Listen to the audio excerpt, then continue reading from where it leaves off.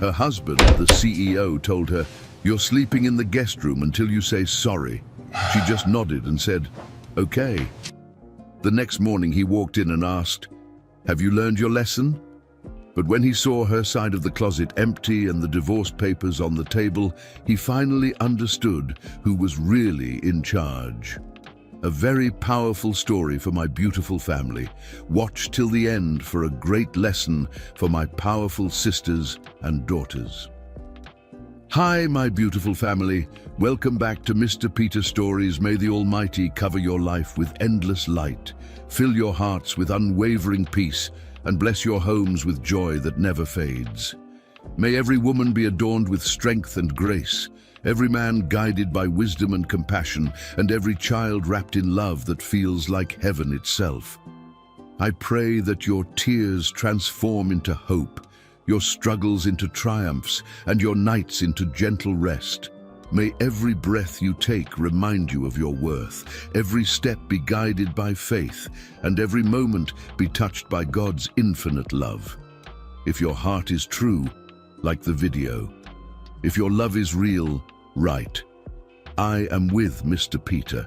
Some women are born to shine.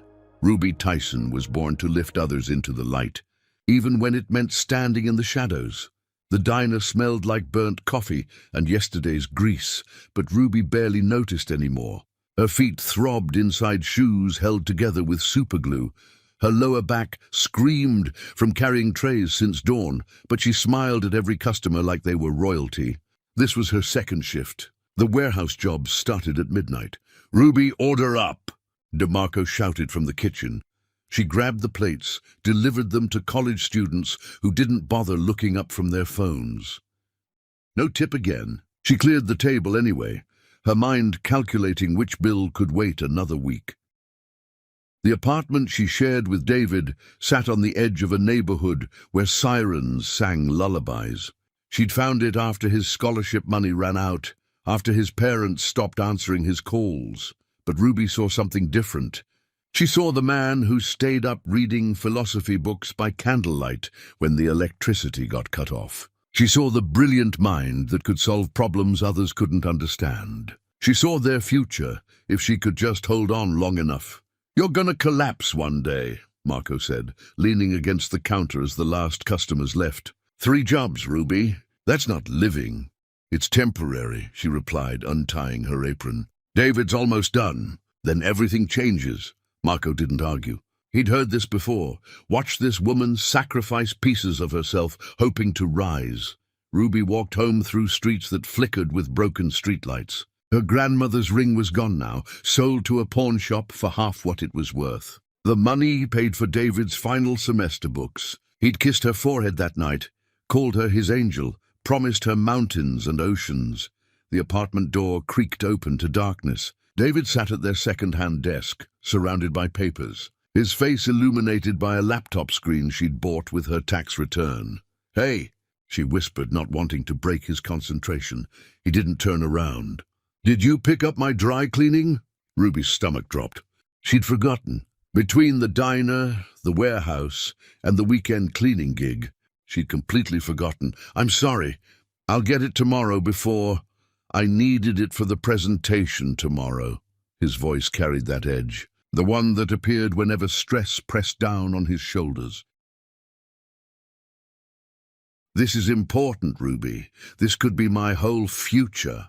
"Our future," she wanted to say. Instead, she nodded. "I'll go now. The place is open until midnight." "Forget it." He finally looked at her, and she saw the exhaustion carved into his features. "Just forget it." She crossed the small space between them, her fingers finding the knots in his shoulders. He tensed, then slowly relaxed under her touch. "You're going to be amazing tomorrow," she said softly. "You're the smartest person I've ever met." David's hand came up, covering hers. For a moment, he was the man who'd held her during thunderstorms, who'd danced with her in this tiny kitchen. "What would I do without you?" "You'll never have to find out." She meant it. Through every shift, every aching muscle, every moment she wanted to collapse, Ruby held onto this vision. David succeeding, them building something beautiful together. The presentation went perfectly. David came home with news of job offers, opportunities, doors opening. Ruby celebrated by making his favorite meal with ingredients she'd been saving for. "We did it," he said, pulling her close. "We actually did it." "You did it," she corrected, but he shook his head. "No, I couldn't have survived without you, Ruby. You're my foundation." She wouldn't forget. How could she? Every choice she'd made, every piece of herself she'd given away, was for this moment. The months that followed felt like watching a flower bloom in fast motion. David accepted a position that paid more than Ruby had seen in her entire life. They moved to a better apartment with heat that actually worked. They bought a used car so Ruby wouldn't have to take 3 buses. She quit the warehouse job, then the cleaning gig, finally just working at the diner because she liked Marco. Marriage came quickly after, a small ceremony that David's parents barely attended. Maxwell had insisted on protecting David's future with papers Ruby signed without really reading. Just a formality, David had assured her when she hesitated over the prenuptial agreement. She'd signed because she trusted him, but something else was blooming too, something she couldn't quite name. David worked longer hours, came home later, spoke less about his day and more about his plans. The tender touches became fewer. The conversations grew shorter. "I'm thinking about going back to school," Ruby mentioned one evening, curled up on their new couch. "Maybe studying design, something creative." David glanced up from his phone, his attention fleeting. "That's nice. Hey, I need you to pick up my mother from the airport on Thursday." Ruby's heart sank. His mother, Patricia Cole, had made her opinions about Ruby clear. "Working class," she'd called her, the words dripping with distaste. "David, about school. We'll talk about it later, okay? I've got a huge presentation coming up." He returned to his phone, and Ruby felt herself becoming invisible. Thursday arrived wrapped in anxiety. Patricia Cole stepped out of the airport with luggage that cost more than Ruby's entire wardrobe. Her eyes scanning Ruby with unconcealed disapproval. "The car's this way," Ruby said, reaching for one of the bags. Patricia pulled it away. "I can manage." The drive to the apartment felt eternal. Patricia commented on every flaw. The neighborhood wasn't prestigious enough. The building lacked character. Surely David deserved better. "He worked very hard," Ruby agreed quietly. "And you were there for the ride," Patricia replied, her smile sharp as glass. "How fortunate for you." Ruby's fingers tightened on the steering wheel. She wanted to scream that she'd bled for David's success. Instead, she remained silent, because David had asked her to be patient with his mother. The apartment tour was a masterclass in passive cruelty. Patricia praised everything David had chosen, ignored everything Ruby had contributed, and made casual observations about temporary situations. When David came home, his face brightened seeing his mother. He kissed her cheek, asked about her flight, poured her expensive wine Ruby didn't even know they had. "Ruby took good care of you?" he asked. "Oh, she drove adequately," Patricia replied, and David laughed like it was a joke. Ruby excused herself to start dinner, her hands shaking as she chopped vegetables. Through the doorway, she heard Patricia's voice dropping to a conspiratorial whisper. "She's sweet, David, but is this really what you want long-term? You're going places now. You need someone who can elevate you." Ruby waited for David's defense. Instead, she heard only silence, then the clink of wine glasses. Then David changing the subject. That night, after Patricia left for her hotel, Ruby lay beside David and felt more alone than she'd ever been. "Your mother doesn't like me," she finally said. "She's just protective. Give her time." "David, she basically called me dead weight." "You're being too sensitive." He turned away, pulling the blanket with him. "Can we not do this tonight? I'm exhausted." Ruby stared at the ceiling, counting cracks, and wondered when exactly we had become I and you. Graduation day arrived with spring sunshine and promises wrapped in expensive paper. Ruby stood in the crowd, wearing a dress she'd sewn herself because David had forgotten to mention it was formal until the night before. She watched him cross the stage, shake hands with important people, accept awards that had her fingerprints all over them, even though her name appeared nowhere. Afterward, during the reception, David introduced her to colleagues and mentors. "This is Ruby," he'd say, "and nothing more. Not my partner, not the woman who made this possible, just Ruby," like she was an accessory he'd brought along because it was expected. Patricia cornered her near the refreshment table. "You know, dear, David's going to move in very different circles now. It might be kind to let him go before you embarrass him." "Excuse me." Ruby's voice came out stronger than she felt. "I'm trying to help you. You're clearly a good person, but you're out of your depth. David needs someone who understands his world, who can navigate it with grace and sophistication. Someone with the right background, the right connections, the right breeding." Ruby felt something crack inside her chest. "I'm the one who gave him this world. I worked 3 jobs so he could study. I sold my grandmother's jewelry so he could finish. I held him together when everyone else, including you, walked away." Patricia's smile never wavered. "How noble. But nobility doesn't open doors, dear. Pedigree does. You were useful then. Now you're just in the way." Ruby walked away before the tears could fall, found a bathroom, locked herself in a stall, and finally let herself break. She'd given everything, and somehow she'd become nothing. The woman in the mirror was a stranger, tired and small and fading. When she emerged, David was laughing with a group of polished people who looked like they'd never known hunger or desperation. She stood at the edge, invisible again, until he finally noticed her. "There you are. Come meet everyone." He pulled her into the circle, but didn't include her in the conversation, just kept her there like proof of something she couldn't understand. That night, back in their apartment, David poured champagne and talked about his future with an excitement that used to include her. Ruby listened, smiled, nodded, and felt herself disappearing word by word. "I couldn't have done this without you," he said suddenly, pulling her close. Ruby wanted to believe him. She wanted to believe that all of this was temporary, that once things settled, they'd find each other again. She wanted to believe in the man who'd promised her mountains and oceans. "I love you," she whispered against his chest. "I love you too," he replied. But the words felt automatic, rehearsed, like dialogue from a play he'd performed too many times.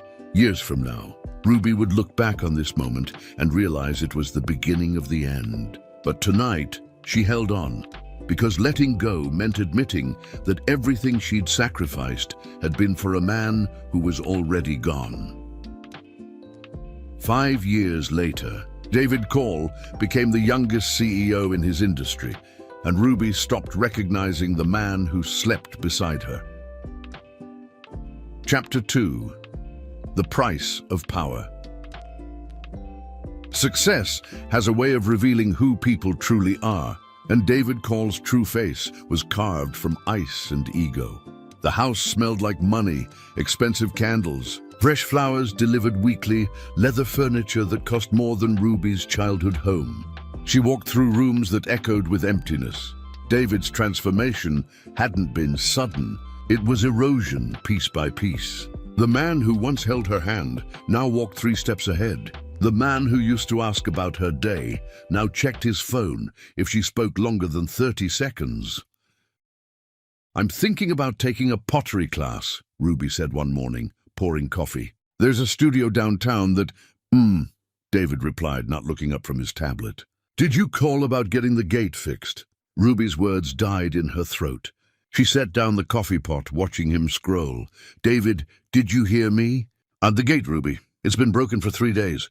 People notice these things are people, not him. He hadn't used that gate in weeks, always parking in the private garage.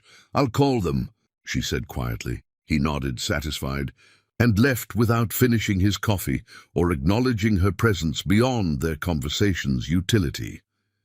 The anniversary arrived on a Tuesday. Ruby spent the afternoon preparing David's favorite meal, setting the table with their good china, lighting candles. She'd even splurged on wine from a year that meant something to them, back when years and memories mattered. She waited. The food cooled. The candles burned lower. David arrived after midnight, still on his phone, barely glancing at the cold dinner. "Sorry, things ran late," he said, not sounding sorry. "I grabbed something at the office." Ruby felt something fundamental shift. "It's our anniversary." "I know. We'll celebrate this weekend, okay?" He loosened his tie, heading toward the stairs. "I'm exhausted." "Don't wait up." She didn't follow. She sat at that carefully prepared table, poured herself wine, and finally admitted what she'd been avoiding. She was married to a ghost of the man she loved. Patricia's visits became more frequent, and with each one, Ruby felt herself shrinking. David's mother would walk through offering suggestions that were really criticisms. "The living room feels so common," Patricia said during one visit, running her finger along a bookshelf. "David, darling, when you move up, you'll need someone who understands proper design." "Mom, Ruby decorated this room." "I know." Patricia's smile could freeze oceans. "That's what I mean." Ruby waited for David's defense. Instead, he laughed uncomfortably and changed the subject. Each time he chose silence over her dignity, another piece of Ruby's hope crumbled. His colleagues treated her like furniture during parties they hosted. The wives, draped in labels Ruby couldn't pronounce, would cluster discussing private schools, vacation homes, charity boards.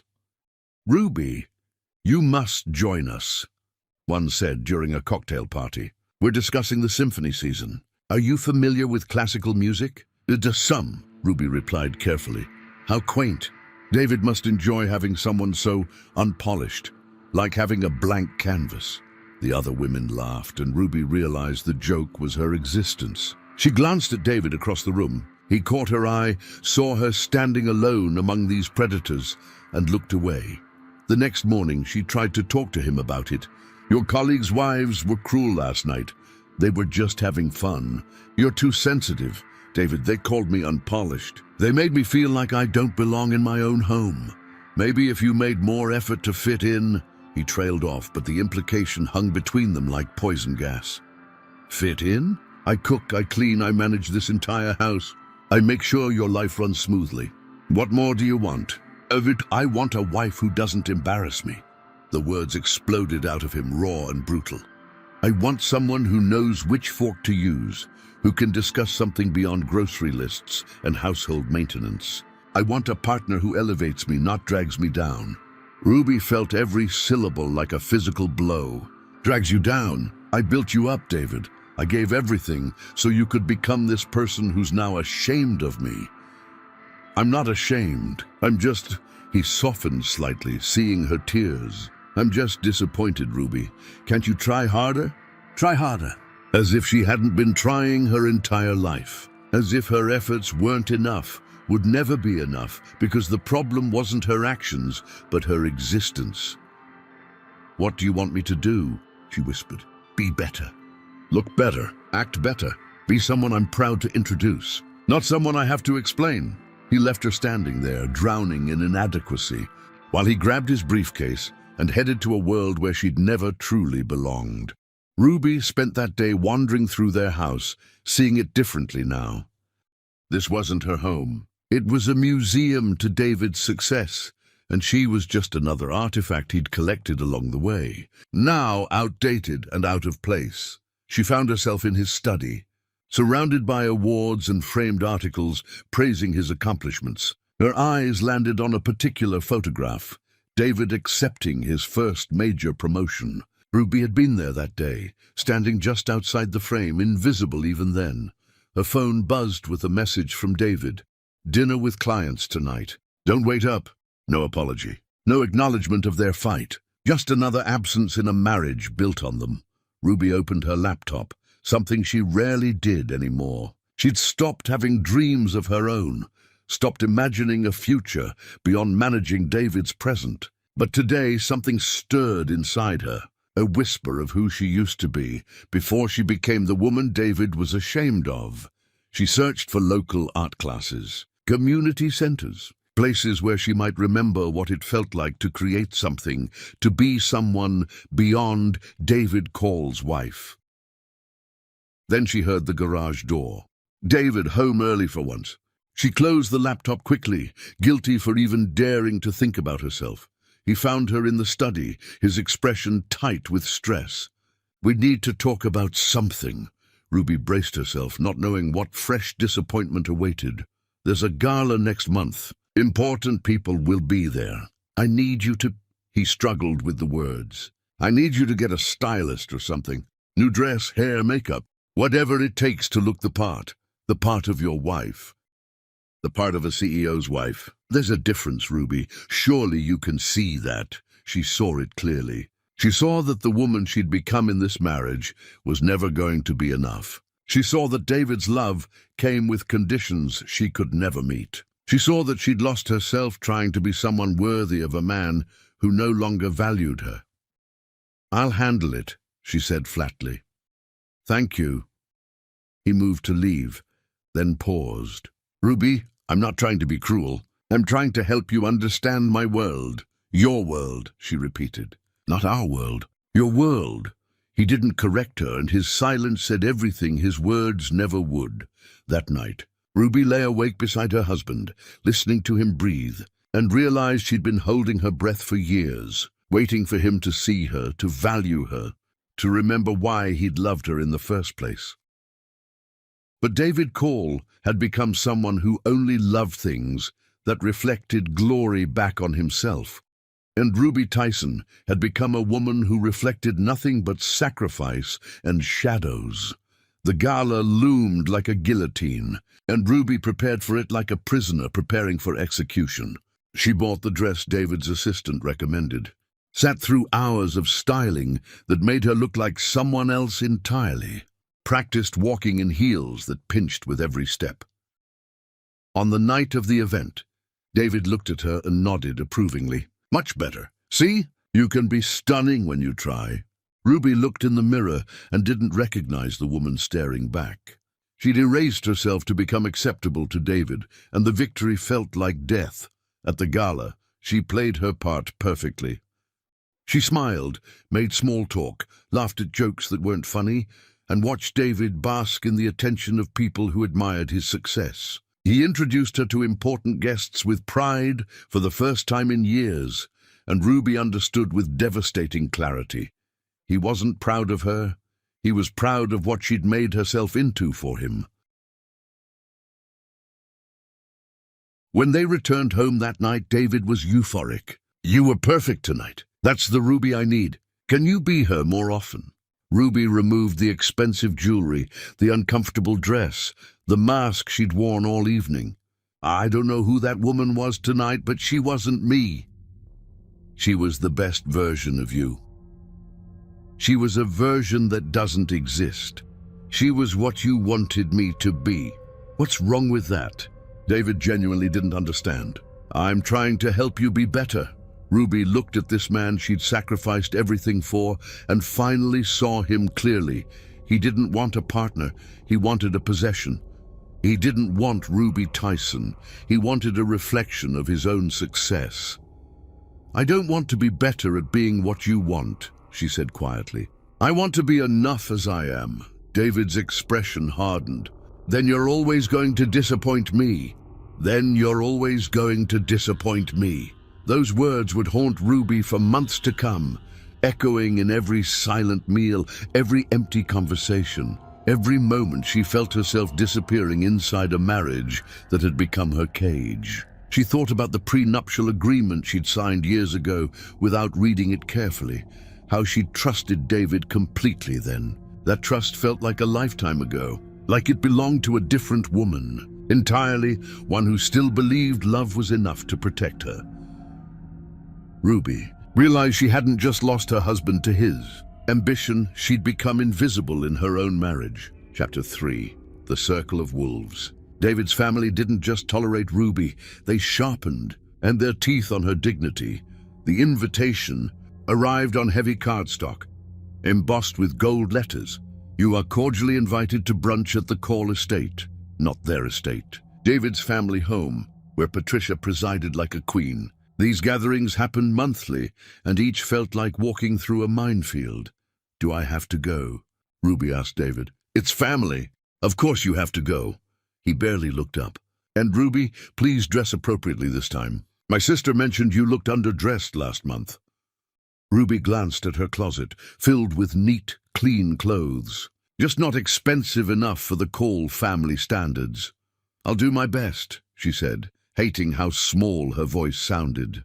The Call estate sprawled across perfectly manicured grounds. Ruby pulled up in their used car, the one purchased from David's early success that he now pretended didn't exist, parking between vehicles that cost more than some houses. She sat gathering courage, watching David's sister Nora greet guests like royalty receiving peasants.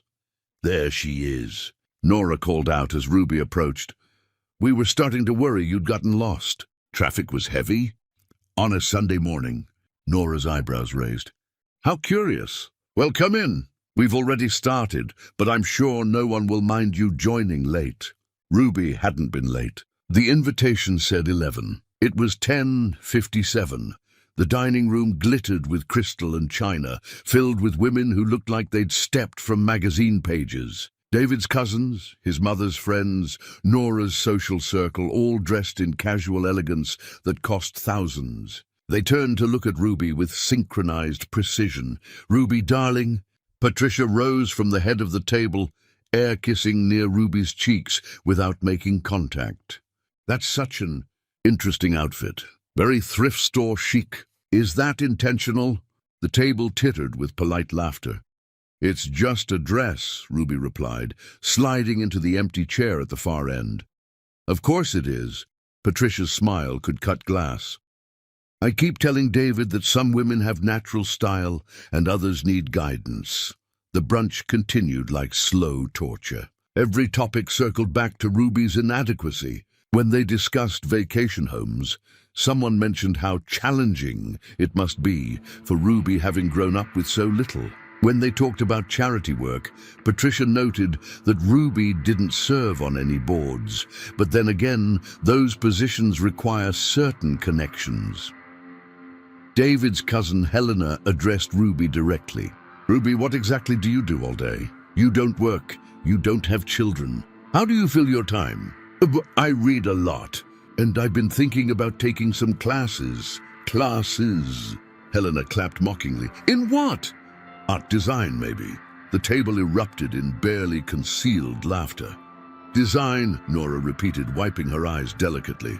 Oh, Ruby, that's adorable. At your age, starting something like that? It's like playing dress-up, isn't it? A little hobby to pass the time. Some people have real careers, Patricia added, smiling at the other women. Others have hobbies. Both are valid, I suppose. Ruby felt tears threatening and swallowed them down. She would not give these vultures the satisfaction of seeing her break. The conversation moved on, leaving Ruby behind like roadkill. They discussed upcoming galas, political fundraisers, social events that Ruby would attend on David's arm, like an accessory he was required to bring. No one asked her opinion. No one included her in discussions. She existed at this table only as a target. When brunch finally ended, Ruby escaped to the bathroom, locking herself in marble and gold opulence, pressing her palms against the cool sink. She stared at her reflection, a woman who'd lost herself somewhere between love and humiliation. A knock startled her. Ruby, it's Nora. Ruby opened the door, finding David's sister standing there with an expression that might have been concern on anyone else's face. I hope you're not upset about earlier. We were just joking around. Those weren't jokes, Nora. Those were cruelties dressed up as jokes. Nora's face hardened. You're too sensitive. We're David's family. We want what's best for him. And you don't think I'm what's best for him. Honestly? Nora stepped closer, her voice dropping. No, I don't. You were fine when David was nobody. You were the sweet little girlfriend who kept him grounded. But he's someone now, Ruby. He needs a woman who matches his stature. Someone with breeding, education, sophistication. Someone who doesn't embarrass him. I don't embarrass him. You exist, and that's embarrassing enough. You're a reminder of where he came from, and darling, that's a place he's trying very hard to forget. Nora patted Ruby's shoulder with false sympathy. I'm not being cruel. I'm being honest. The kindest thing you could do for David is let him go find someone appropriate. Ruby shoved past her, nearly running down the hallway, desperate to escape this house that felt like a mausoleum of her self-worth. She found David outside, laughing with his father and uncles, holding a drink, looking completely at ease. He saw her approaching and his expression shifted, not to concern, but to mild irritation. Ready to go already? We just got here. I need to leave now. Ruby, don't be dramatic. What happened? Your family happened. Your sister just told me I'm an embarrassment to you and suggested I should leave you so you can find someone more appropriate. David glanced back at his family, then at Ruby, and she saw calculation in his eyes. She probably didn't mean it like that. That's exactly how she meant it, and you know it. Are you going to defend me, David? Or are you going to stand here making excuses for them? He shifted uncomfortably.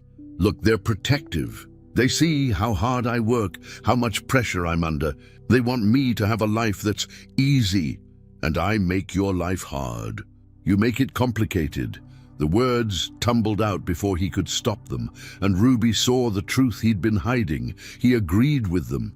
Maybe not consciously, maybe not completely, but somewhere deep inside, David Call believed his wife was beneath him. I'm going home, Ruby said quietly. You can stay. Ruby, stay, David. Enjoy your family. I'm sure they're more fun without me here to embarrass everyone. She drove home, with tears streaming down her face, her hands shaking on the steering wheel. When she pulled into their driveway, she sat in the car for a long time, wondering how she'd become this woman. Invisible, belittled, tolerated at best. Her phone buzzed with a message from an unknown number. When she opened it, her blood ran cold. It was a photograph from the brunch, taken when she'd left the table briefly. The women were all leaning together, laughing, and the caption read, "When the help tries to eat with the family." It had been posted to a private social media group, shared among David's entire social circle. Ruby scrolled through the comments, each one worse than the last. Poor David, stuck with her. She's like a puppy that followed him home. Someone needs to take her to a shelter. I give it another year before he trades up. Ruby deleted the app, but the damage was done. They weren't just mocking her in private anymore. They'd made humiliating her a spectator sport. David came home late that night, slightly drunk, smelling like expensive cigars and his father's cologne. You left me there like an idiot, he said, loosening his tie. Had to explain why my wife ran off in the middle of a family gathering. Your sister told me to leave you, David. Your mother called me thrift store chic. Your cousin implied I'm worthless. And you stood there and let them. They're just words, Ruby. Why do you let them get to you? Because they hurt. Because I'm your wife, and you're supposed to protect me, not offer me up for slaughter. David rubbed his face, tired of this conversation before it even started. I can't control what they say. I can only control what I do. Then what do you do, David? What have you ever done except stand by while they tear me apart? He looked at her with something close to resentment. I married you, didn't I? I gave you this life, this house, this status. What more do you want? I want you to love me. I want you to defend me. I want to be more than just a burden you're stuck with. Then maybe you should try being less of a burden, he shot back. Maybe if you fit in better, if you tried harder, if you were someone they could respect instead of pity, I wouldn't have to defend you all the time. You've never defended me once. The silence that followed was deafening. David had no response because they both knew she was right. He went upstairs without another word, leaving Ruby standing in the foyer of a house that would never be home. Married to a man who'd become a stranger. She pulled out her phone and opened the photo of the women mocking her. She stared at it for a long time, memorizing their faces, their cruelty, their absolute certainty that she was nothing. Then she did something she hadn't done in years. She opened a blank document and started writing. Not a grocery list, not a schedule for David's appointments, but thoughts, feelings, dreams she'd buried so deep she'd forgotten they existed. I am Ruby Tyson, she wrote, and I used to be someone. The words felt like resurrection, but she wasn't ready yet. The courage required to leave wasn't something she'd built up, So she closed the document, climbed into bed beside her husband, and continued the slow disappearance she'd been practicing for years. The worst betrayal wasn't the insults Ruby endured, it was watching David laugh along with them. Chapter 4. The Breaking Point. There are moments that define a marriage, and this family gathering would expose theirs as already dead. The house buzzed with preparation for Maxwell Call's birthday celebration. David's father was turning 70, and Patricia had decided to host an intimate gathering of 50 close friends. Ruby had been planning this party for weeks. "It's the least you can do, dear," Patricia had said. "Show us you're capable of something." She'd spent hours perfecting every detail. The caterers, decorations, the elaborate birthday cake, one she'd insisted on baking herself despite Patricia's doubts, sat in the refrigerator. "This is your chance," David had told her the night before. "My mother is finally giving you an opportunity to prove yourself. Don't mess it up. Not thank you for doing this. Not I'm proud of you. Just don't mess it up." Like she was a child being trusted with a simple task she'd probably bungle. The guests arrived in waves of designer clothing and practiced smiles. Ruby wore her best dress, the one David had approved of, and stood near the entrance greeting people who looked through her like glass. "Ruby," Patricia swept in wearing silk and disapproval. "The flower arrangements are too low. People won't be able to see each other across the tables. I arranged them according to the florist's recommendation." Well, the florist was wrong. "Fix it before dinner." Patricia moved on, leaving Ruby to scramble. David's business partner, Graham, arrived with his wife, both exuding confidence that came from never doubting their place. Graham clapped David on the shoulder, pulling him into conversation. His wife, Lydia, found Ruby adjusting flowers. "Still playing housewife, Ruby? How domestic of you." "I'm hosting," Ruby replied, keeping her voice steady. "Of course you are. What else would you do?" Lydia accepted a glass of champagne from a passing server. "I always tell Graham that some women are born to support greatness, others to achieve it. Different roles, equally valid." The implication hung in the air like poison. Ruby was the former, and they all knew it. In the kitchen, Ruby checked on the cake one final time. She'd spent 2 days perfecting it, layering David's father's favorite flavors, creating decorative elements that showcased skill she'd taught herself through months of practice. It was beautiful, and for once, she felt genuinely proud of something she'd created. Nora walked in, her heels clicking against the tile. "Mother wants to know when you're serving appetizers. People are getting impatient. They're about to go out now." "Good, and Ruby?" Nora's voice dropped to that particular tone she used when she wanted to sound kind while delivering cruelty. "Try not to draw too much attention to yourself tonight. This is Father's evening, not yours. I'm hosting his party, Nora. I have to be somewhat visible." "Visible, yes. Center of attention, no. There's a difference." Nora examined her manicure, not looking at Ruby. "David mentioned you've been sensitive lately. We're all walking on eggshells around you. It's exhausting." Ruby's hand stilled on the counter. "You're walking on eggshells. You, who told me I should leave my own husband. You who share photos mocking me online. That's walking on eggshells." "See? There's that sensitivity again." Nora sighed dramatically. "We're just being honest, Ruby. Honesty isn't cruelty." "Yes, it is. When honesty is designed to hurt, it's absolutely cruelty." Nora's expression hardened. "You know what? Fine. You want brutal honesty? You're dragging David down. Everyone sees it. He's brilliant, charismatic, destined for incredible things, and you're the anchor around his neck. He's too loyal to say it, too kind to leave you, but we all know he'd be better off without you. There's your honesty, Ruby. How does it feel?" Ruby felt something inside her crystallize, not breaking, but hardening into something sharp and unbreakable. "It feels clarifying. Thank you, Nora." She pushed past David's sister and headed into the living room where guests had gathered. David stood at the center of a circle of admirers, telling some story that had everyone laughing. He looked happy, confident, completely in his element. Ruby approached, and the circle shifted to include her reluctantly. David's arm came around her waist automatically, but the gesture felt mechanical. "There's my wife," he said, something in his tone making it sound like an apology. Graham raised his glass. "David, you've built an empire in such a short time. What's the secret?" "Hard work, strategic thinking, surrounding myself with the right people."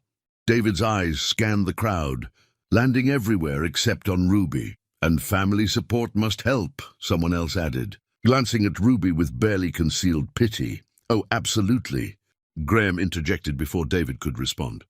"Though some family members are more supportive than others, right, David? I mean, you've done all this basically on your own merit."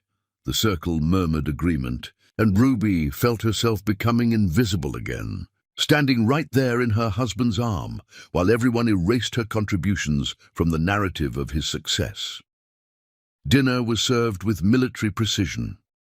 Ruby had organized every course, timed everything perfectly, ensured dietary restrictions were accommodated. Patricia didn't mention it. David didn't acknowledge it. As dessert time approached, Ruby excused herself to prepare the cake. In the kitchen, she lit the candles carefully, pride swelling despite everything. This cake was hers. She wheeled it out on a cart, candlelight casting warm glows across faces that had spent the evening treating her like she was invisible. The room erupted in appreciative sounds. It really was stunning. Maxwell stood ready to make his wish, and Ruby felt momentary accomplishment. Then Graham's voice cut through the moment like a blade. "Did you order this from Martinelli's, Patricia? It looks exactly like their signature style." "Oh, I'm sure it is," Patricia replied smoothly, not bothering to correct him. "Only the best for Maxwell." Ruby's mouth opened to clarify, to claim this one thing she'd created. But David spoke first. "Actually," he said, and Ruby's heart lifted, thinking he was finally going to defend her, acknowledge her effort. "Actually, Ruby made it herself."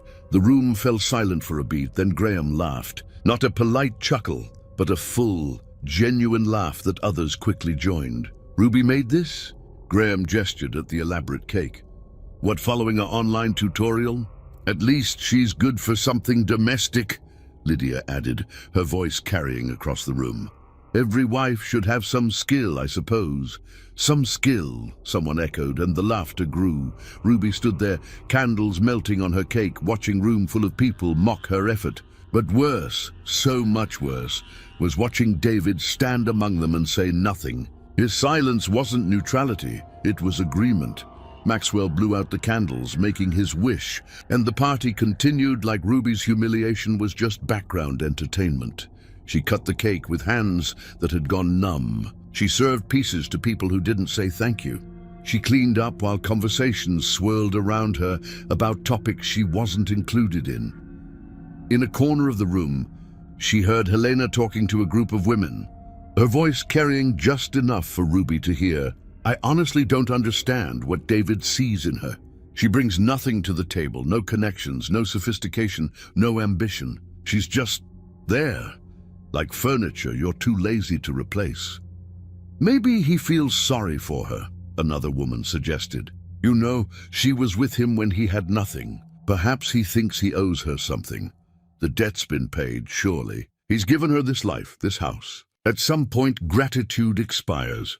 Ruby set down the cake knife and walked away. She didn't run, didn't make a scene, just quietly left the room and climbed the stairs to their bedroom. She could hear the party continuing below, nobody noticing or caring about her absence.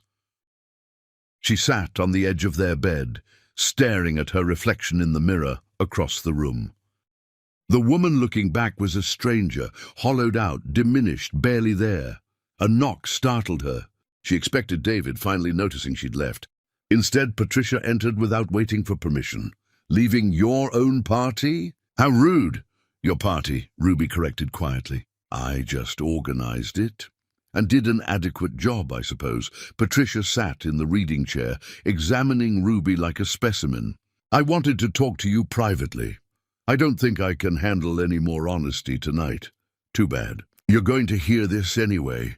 Patricia folded her hands in her lap, the picture of composed cruelty. "David is going to leave you eventually. Maybe not today, maybe not next year, but it's inevitable. He's outgrown you, Ruby. Everyone sees it except you. He's my husband. He's my son. I know him better than you ever will. I've watched him his entire life, seen him shed things that no longer serve him. You were useful once. You're not anymore. Ruby felt tears threatening, but refused to let them fall in front of this woman. Why are you telling me this? Because I'm giving you a chance to leave with dignity. Walk away now before he pushes you out. File for divorce? Take a reasonable settlement. Disappear from his life with your head held high. It's better than waiting for him to humiliate you publicly with someone else. You want me to just give up? I want you to face reality. You're not in his league anymore, if you ever were. The kindest thing you can do for both of you is end this charade. Patricia stood, smoothing her dress. Think about it, dear. Pride is worth more than a marriage to someone who doesn't value you. She left, closing the door quietly behind her, and Ruby finally let herself cry. Deep, wrenching sobs that she muffled in a pillow so the party below wouldn't hear her breaking. When David finally came upstairs hours later, the guests gone, the house quiet. Ruby had no tears left. You left early, he said, not accusatory. Just stating fact. Nobody noticed.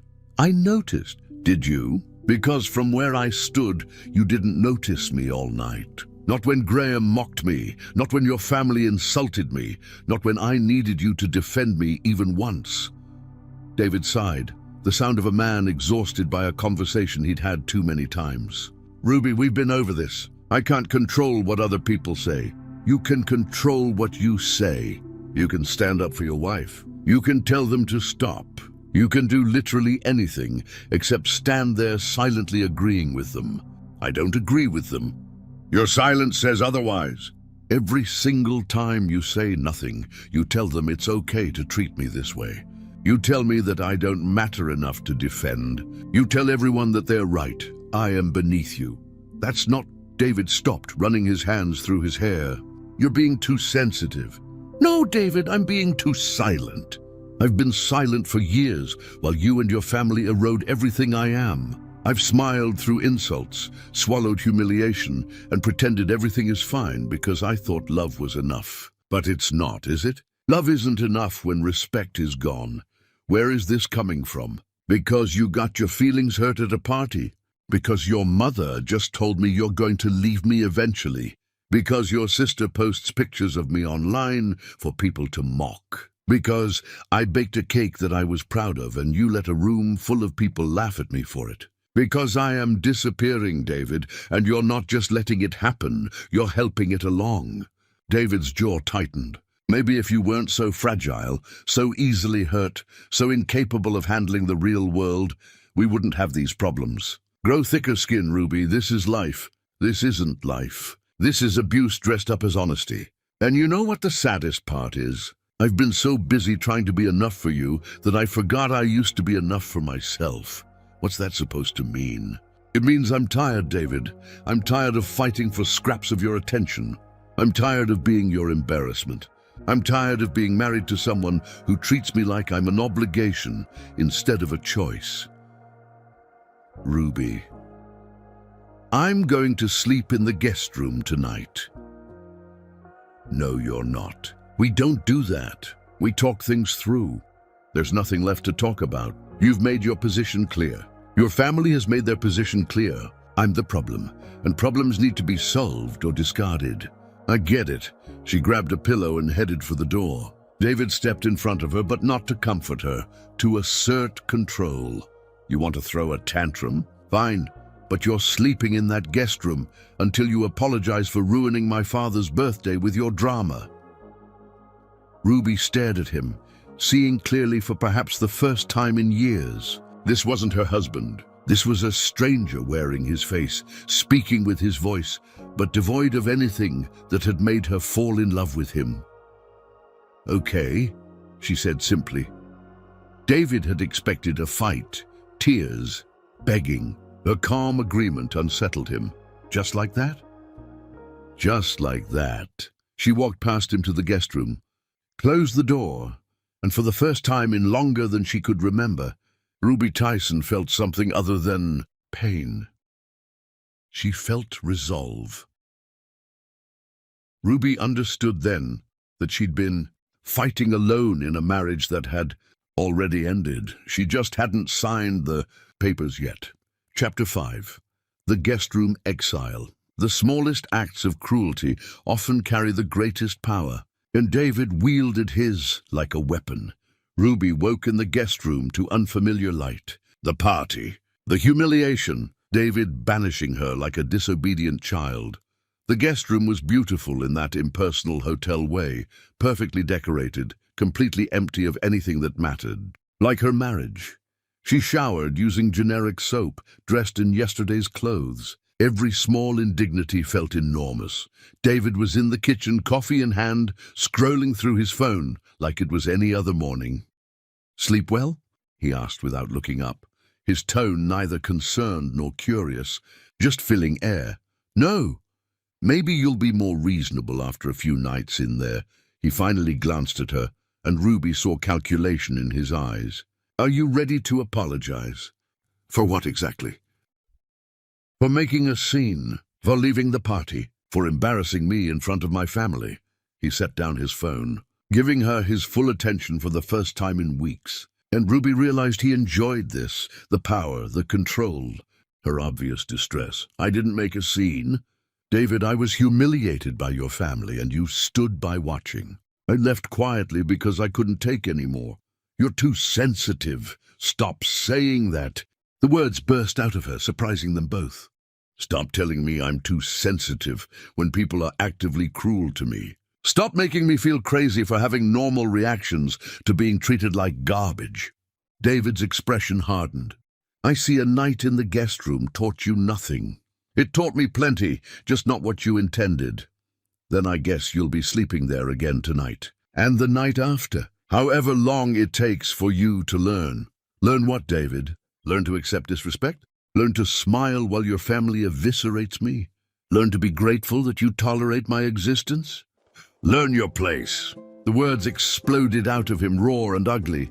"Learn that I'm the one who provides everything, who gave you this life, who made you someone instead of nobody. Learn that you should be grateful instead of constantly complaining." Ruby felt something inside her finally snap. Not breaking, transforming. "You think you made me someone? David, I made you. I worked 3 jobs so you could finish school. I sold my grandmother's jewelry so you could eat. I held you together when you were falling apart. I built you, and you spent years tearing me down to forget you were ever that weak. That's not how I remember it." "No, I'm sure it's not. You've rewritten history to make yourself the hero and me the burden. But I was there, David. I remember the truth even if you don't." He grabbed his briefcase, done with this conversation. "You have all day to think about whether this marriage is worth fighting for. When I come home tonight, I expect an apology. Otherwise, you can stay in that guest room indefinitely." "Maybe I will." David paused at the door, thrown by her lack of submission. "What's that supposed to mean?" "A D. It means maybe I'm done apologizing for existing, David. Maybe I'm done begging for scraps of your attention and respect. Maybe I'm done being your wife in name only." "You're being dramatic again." "No, I'm being honest. For the first time in years, I'm being completely honest." He left without another word, and Ruby stood in their kitchen. His kitchen, really, feeling lighter than she had in months. The truth had a weight, but so did lies. And she'd been carrying his lies about her for far too long. She spent the morning doing something she rarely allowed herself, thinking about her own wants instead of David's needs. She made a list in her head of everything she'd given up. Every piece of herself she discarded to be the wife he wanted, her artistic ambitions abandoned because they weren't practical. Her friends, lost because David found them beneath him. Her independence, sacrificed because being his wife became her entire identity. Her voice, silenced because speaking up made her too sensitive. Ruby pulled out her laptop and opened a document. She stared at the blank page for a long time before typing 5 words. "What do I want now?" The cursor blinked, waiting, and Ruby realized she didn't know.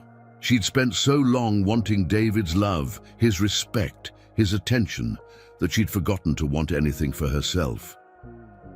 She started researching. Art programs, design courses, small studio apartments in different neighborhoods, divorce lawyers, though she couldn't quite bring herself to click those links yet. Each search felt like betrayal and liberation in equal measure. Her phone rang. Patricia's name flashed on the screen. Ruby let it go to voicemail, then listened with morbid curiosity to the message. "Ruby, dear, David mentioned you're being difficult about last night. I think it's important we talk. Come to lunch today. 1 o'clock. I'll send you the address." Not an invitation. A summons. Ruby wanted to ignore it, but part of her needed to hear what Patricia had to say, needed to face this woman one final time with clarity instead of desperation. The restaurant Patricia chose was predictably expensive and intimidating. Ruby drove there in her modest car, parked between luxury vehicles, and walked in wearing her simple dress among women draped in designer everything. Patricia sat at a corner table, already nursing a martini, looking every inch the queen of her domain. "Sit," Patricia said. "I ordered for you. The salad here is excellent. I can order for myself." "Suit yourself." Patricia sipped her drink. "David called this morning. He's quite upset." "Good." Patricia's eyebrows rose. "Good? You want your husband upset?" "I want my husband to feel something, even if it's upset. He's been numb to me for so long, I'll take anger over indifference." "How dramatic you are." "David isn't numb to you, Ruby. He's just tired of your neediness." "My neediness," Ruby repeated flatly. "I need basic respect. I need to not be humiliated in my own home. I need my husband to defend me occasionally. Those needs make me needy." Patricia leaned forward, her voice dropping to that particular tone women use when delivering cruelty disguised as wisdom. "You were perfect for David when he had nothing. You were supportive, understanding, willing to sacrifice. Those qualities are lovely in a struggling student's girlfriend. They're less impressive in a CEO's wife. Because CEOs need trophy wives instead of partners. Because successful men need women who enhance their status, not remind them of where they came from." Patricia signaled the waiter for another drink. "David is going places, Ruby. Places you can't follow because you don't belong there. You're a beautiful chapter in his life story, but you're not meant to be the whole book." Ruby felt ice forming in her veins, cold and clarifying. "You want me to leave him? I want you to save yourself the eventual humiliation when he leaves you. Because he will, Ruby. Maybe not today, maybe not this year, but eventually David will find someone appropriate. Someone who fits his life instead of complicating it. When that happens, you'll wish you'd left first." "You really believe that?" "I know my son. I know how ruthless ambition makes people. David has spent years climbing, and he won't let anything hold him back now. Not even loyalty to a wife who served her purpose." The waiter brought Patricia's martini and Ruby's water. They sat in silence for a moment, and Ruby felt the weight of everything Patricia wasn't saying. This was a warning and a prophecy. Cruelty and kindness twisted together until you couldn't tell which was which. "What if I fight for him?" Ruby asked quietly. "What if I refuse to just walk away? Then you'll suffer longer before the inevitable ending. Is your pride worth that much pain?"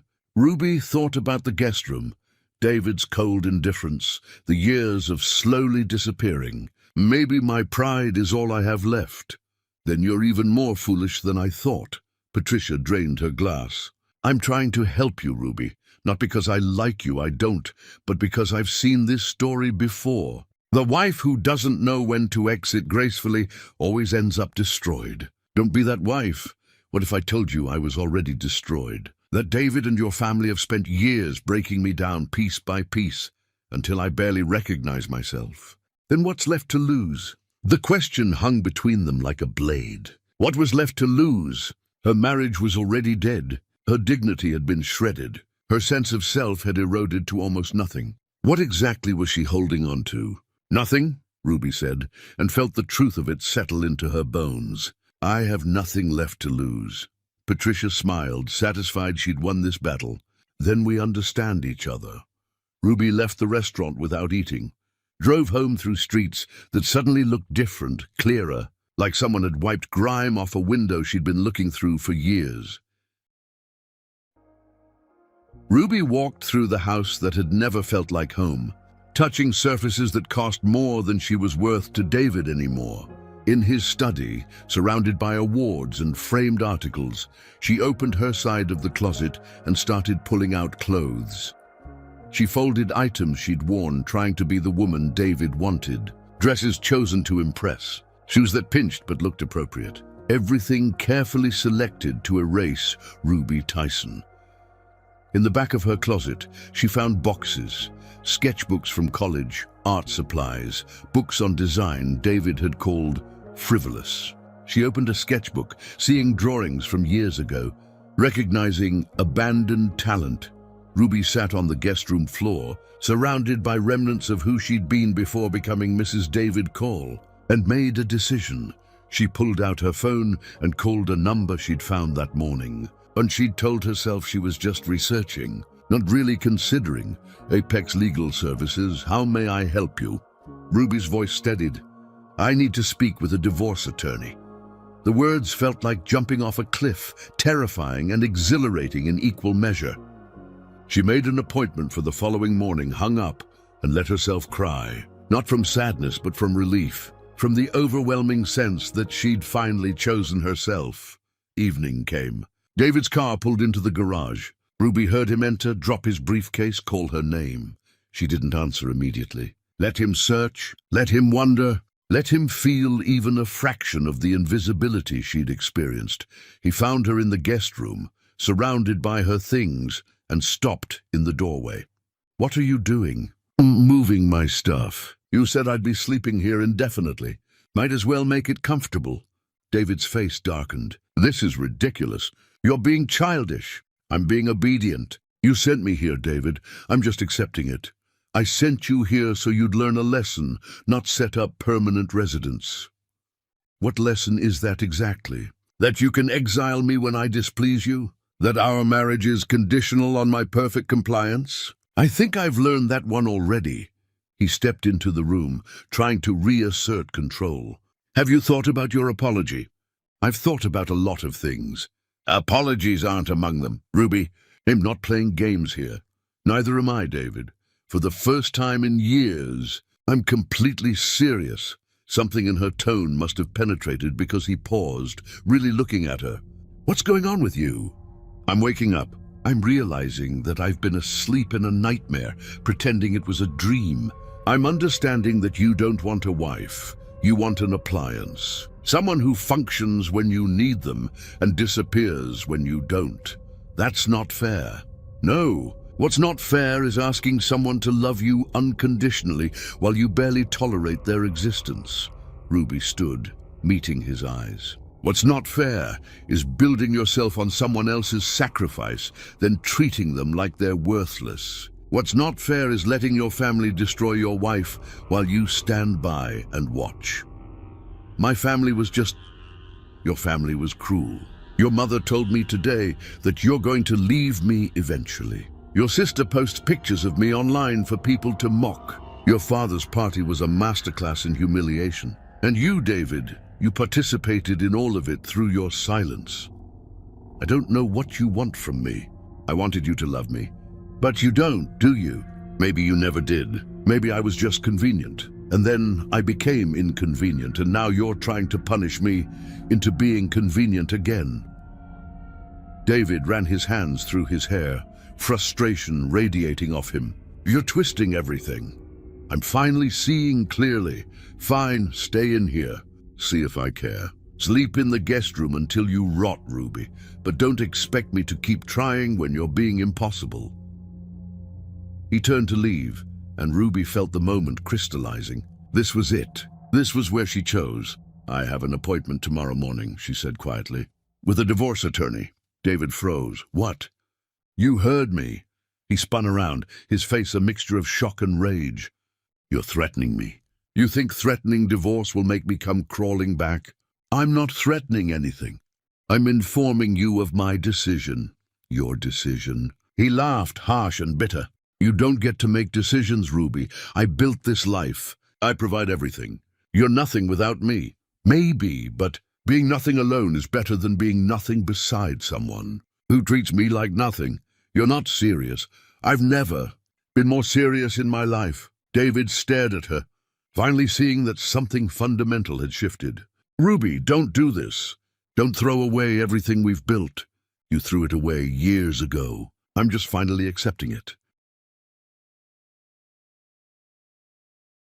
I love you. No, you don't.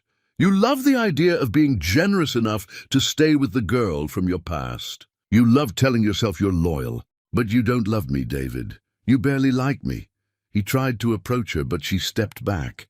Ruby, please, let's talk about this reasonably. You're upset, I understand. But divorce? That's extreme. What's extreme is staying in a marriage that's killing who I am. I'll do better. I'll talk to my family. I'll defend you. Just don't do this.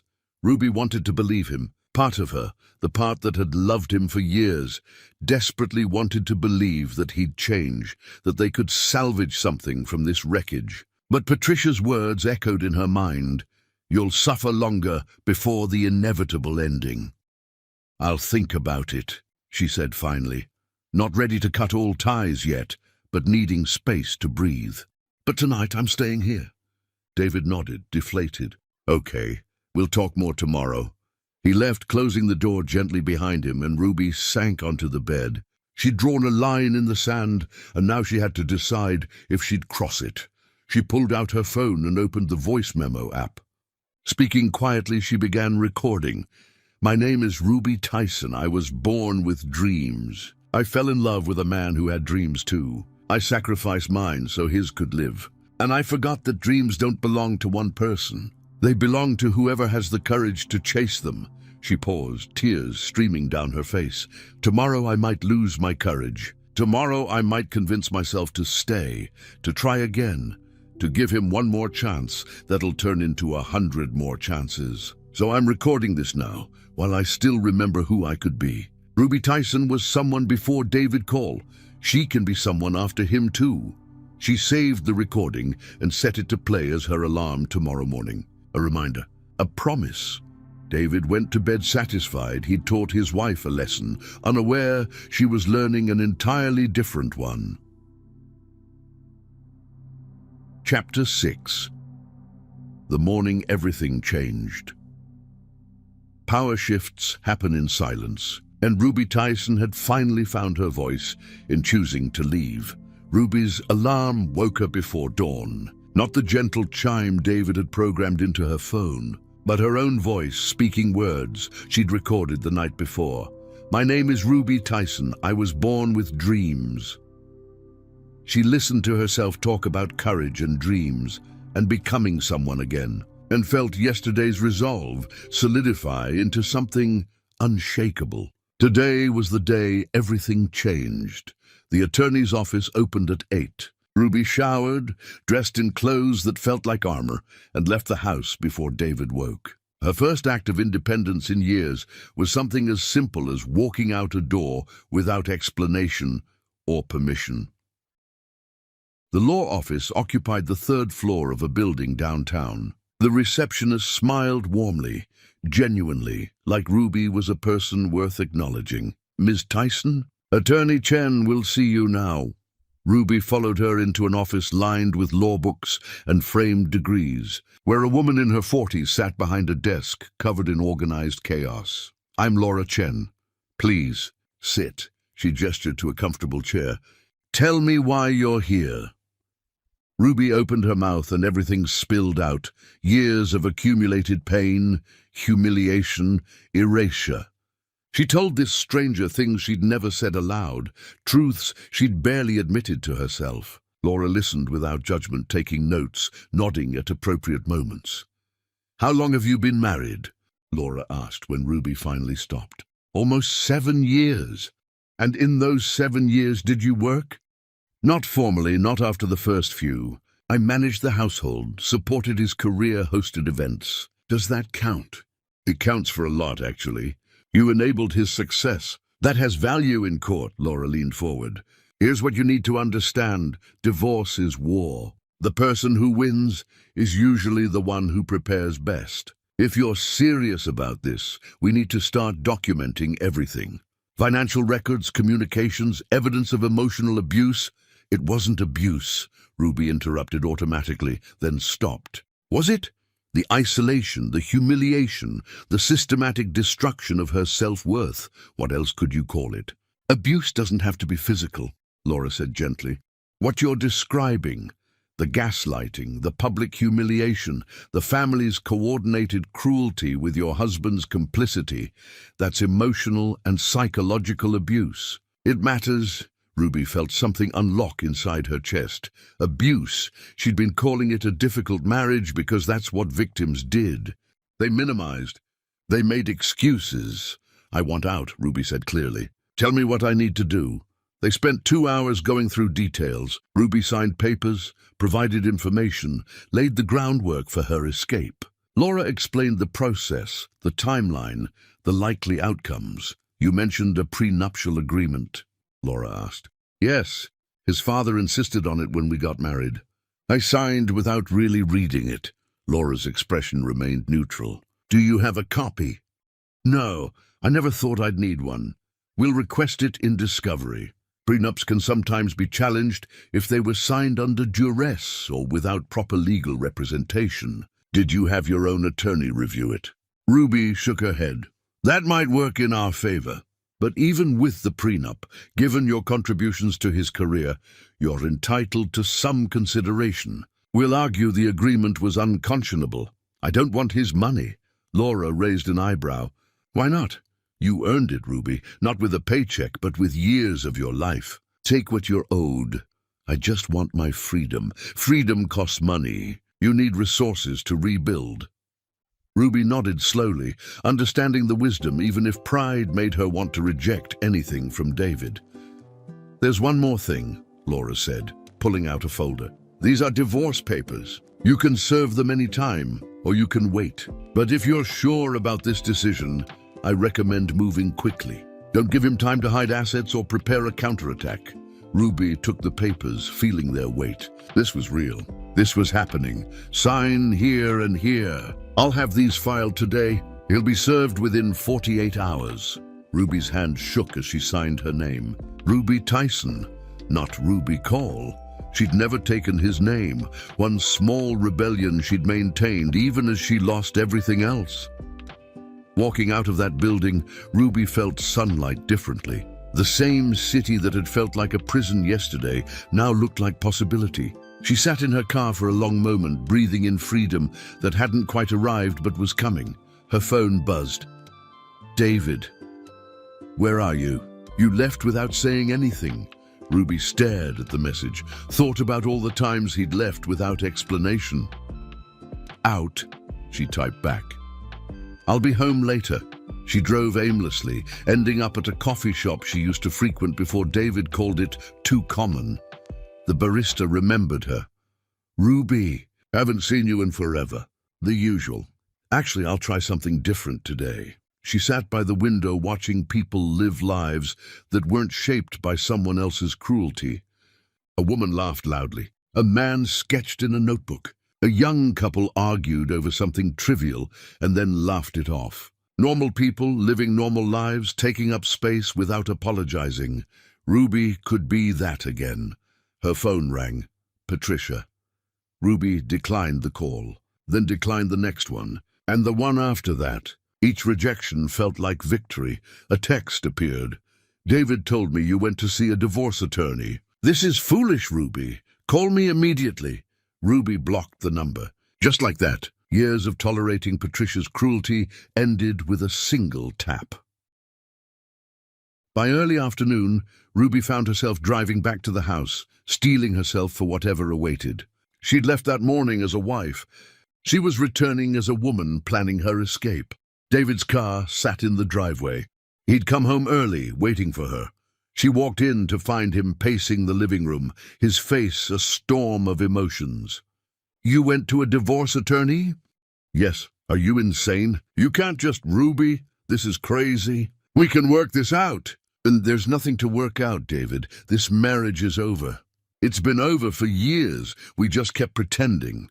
One bad day and you're throwing everything away. One bad day? Ruby laughed, the sound bitter and broken.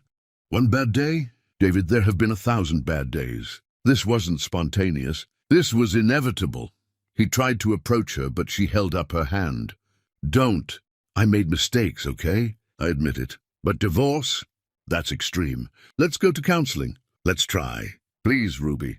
Counseling won't fix this. You can't counsel someone into respecting their spouse. You can't therapy away years of humiliation. So that's it? You're just done. After everything. After everything, Ruby repeated. That's exactly right. After everything I've endured, I'm finally done enduring. David's expression shifted from desperation to anger.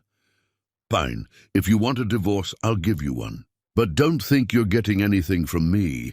You signed a prenup, remember? My father made sure of that. Ruby went cold, remembering that day when she'd signed papers without really reading them, trusting David when he said it was just a formality. She'd been so in love, so certain they'd never need those protections. Now those signatures felt like prophecy. I remember, she said quietly. Then you know you'll walk away with nothing. No house, no money, no support. You'll be exactly where you were when I found you, broke and nobody. If that's what it takes to be free of you, then fine. I'd rather have nothing and my dignity than everything and lose myself. David stared at her like she was speaking a foreign language. He couldn't comprehend someone choosing poverty over proximity to him. His ego couldn't process it. You're making the biggest mistake of your life. No, David, staying with you this long was my biggest mistake. Leaving is the smartest thing I've ever done. She walked past him, heading for the guest room where she'd already started packing. He followed, watching as she methodically removed her belongings from his life. Where will you even go? Anywhere but here. Ruby, stop. Let's talk about this like adults. She spun to face him, and whatever he saw in her expression made him step back. We're past talking. You had years to talk to me like I mattered. You chose silence. You chose your family. You chose your pride. Now I'm choosing me. I love you. You love controlling me. There's a difference. She grabbed a suitcase, started filling it with essentials. Clothes, toiletries, the few items that were truly hers. You can't just leave. Watch me. Ruby, please. Don't do this. I'll change. I'll be better. I'll tell my family to back off. I'll defend you. I'll do whatever you want. Just don't go. She paused, meeting his eyes. For a moment, she saw the man she'd fallen in love with years ago, desperate and lost. But that man was gone, buried under layers of ego and ambition. What stood before her now was just his ghost, haunting her with what could have been. It's too late, David. Some things, once broken, can't be fixed. That's not true. We can rebuild. No, we can't, because rebuilding requires both people wanting the same thing, and I finally want something different than you. Which is what? Myself. I want myself back. She zipped the suitcase, grabbed her keys, and headed for the door. David followed her through the house, pleading, bargaining, threatening in turns. If you walk out that door, that's it. We're done. Don't expect to come crawling back when you realize what you've given up. Ruby paused at the threshold, looked back at the house that had been her prison, at the man who'd been her warden. I'm not giving anything up. David, I'm taking something back, me. She walked out into sunshine that felt like baptism, threw her suitcase in her car, and drove away from 7 years of dying slowly. She had nowhere to go, no plan, no safety net. But she had something more valuable than security. She had hope. And for the first time in forever, that felt like enough. David stood in the doorway of their empty house, watching her taillights disappear, finally understanding that the woman he'd underestimated had just walked away from everything and gained herself in return. For the first time in 5 years, David Cole felt genuine fear, not of losing his empire, but of having already lost the only thing that mattered. Chapter 7. Rebuilding from Ash. Freedom is terrifying when you've forgotten how to be your own person. But Ruby Tyson was done being afraid. The motel room smelled like cheap cleaning products and other people's desperation. Ruby sat on a sagging bed, staring at walls the color of surrender, and felt panic claw at her throat. What had she done? She'd walked away from security, stability, a life most people would envy. And for what? To sit in a motel room with a suitcase and $300, wondering where she'd sleep next week. Ruby's phone buzzed continuously. David calling, Patricia calling, Nora sending texts ranging from concerned to vicious. She turned the phone face down. Instead, she opened her laptop and started searching jobs, apartments, anything that would give her foundation. The listings crushed her with their requirements. First month, last month, security deposit references, proof of employment. She had none of it. She'd been a housewife for years, invisible in the economy. By midnight, Ruby had applied to 17 positions, ranging from retail to reception, each one a reminder of how far she'd fallen from her dreams. She'd once wanted to be an artist, a designer. Now she'd settled for anything that kept her fed. Morning came with harsh fluorescent lighting and instant coffee that tasted like regret. Ruby checked her email, one response. Her bookstore needed someone immediately. The pay was minimum wage, but it was something. She arrived wearing her nicest dress, her hair pulled back, her hands steady despite the fear. The owner, a woman named Maxine with silver hair and kind eyes, looked over Ruby's bare resume. You haven't worked in years. No, ma'am. Why not? Ruby could have lied. Instead, she told the truth. I was married to someone who wanted me dependent. I lost myself in that marriage. I'm trying to find myself again. Maxine studied her for a long moment. Can you start tomorrow? Relief flooded through Ruby so intensely she nearly cried. Yes, thank you. Ruby showed up. She tried. She shelved books until her back screamed, rang up sales until her feet went numb. At the end of her first shift, Maxine handed her cash payment. You did good today. Keep coming back. Ruby kept coming back. Days turned into weeks, and slowly, painfully, she began building a life that was hers. She found a tiny studio apartment in a neighborhood David would have called dangerous, but where neighbors smiled and held doors. She bought second-hand furniture from thrift stores, mismatched plates from dollar stores, and felt richer than she'd ever felt in David's mansion. The divorce papers were served on a Thursday. David called her phone 23 times that day. Ruby listened to none of the voicemails, blocked his number, and felt lighter with each deletion. She fell into routine. Work at the bookstore by day, online courses in design by night. She'd enrolled in a community program for digital art, using software tutorials and library computers when her laptop struggled.